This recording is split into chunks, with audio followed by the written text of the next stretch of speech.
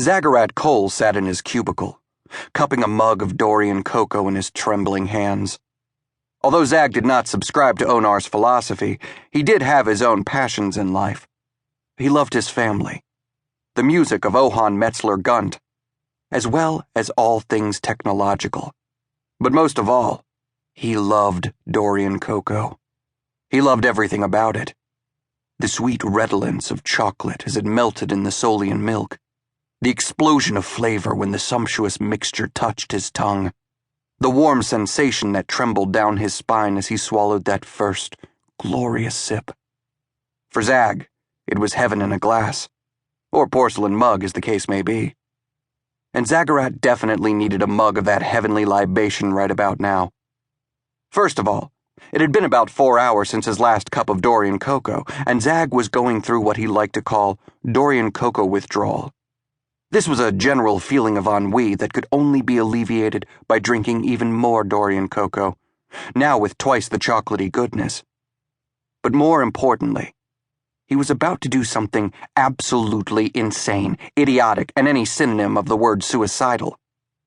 He was about to steal 432,985 credits from the Deus Syndicate.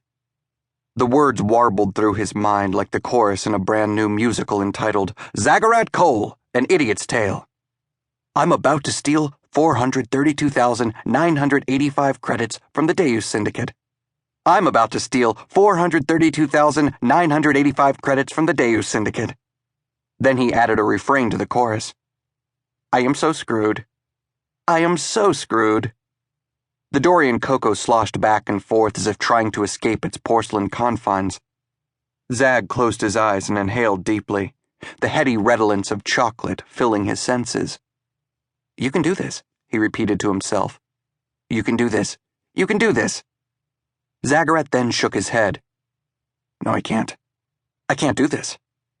He rested his forehead on the rim of the mug, swaying back and forth as if intoning a prayer to the Dorian cocoa god, Cocolat. What do I do? What do I do? As if in response to Zag's supplication, a metaphysical angel appeared on his right shoulder, bathed in celestial white light. On his other shoulder, a whirl of smoke swirled, then dissipated, revealing a tiny red devil dressed in an impeccable black castani suit. That was one of the problems with having a vivid imagination. Whenever Zagarat was nervous, which was more often than he liked to admit, his superego and sans ego would make cameo appearances in his mind, giving form to his abstract thoughts. Now, Zagarat, said the angel, if you don't do this, your mother will surely die. And we can't let that happen, now can we? Zagarat mentally glanced at the devil, who merely shrugged. Hey, don't look at me. I'm on your side. I think this is stupid too. Don't listen to him, said the angel, cupping his hands together. What he thinks doesn't matter. All that matters is getting the funds for your mother's treatments. Oh, but you matter a whole bunch, Zag, said the cavilling devil. If you do this, they're going to catch you and throw you in prison. And how do you think you're going to do in prison? Shut up, said Zagarat, aloud. And that's if you're lucky, continued the devil. Do you remember what happened to Huber Wess? May God have mercy on his soul. And his legs. And his arms. And whatever other body parts archaeologists may unearth one day in an unmarked shallow grave. Shut up, shut up, shut up.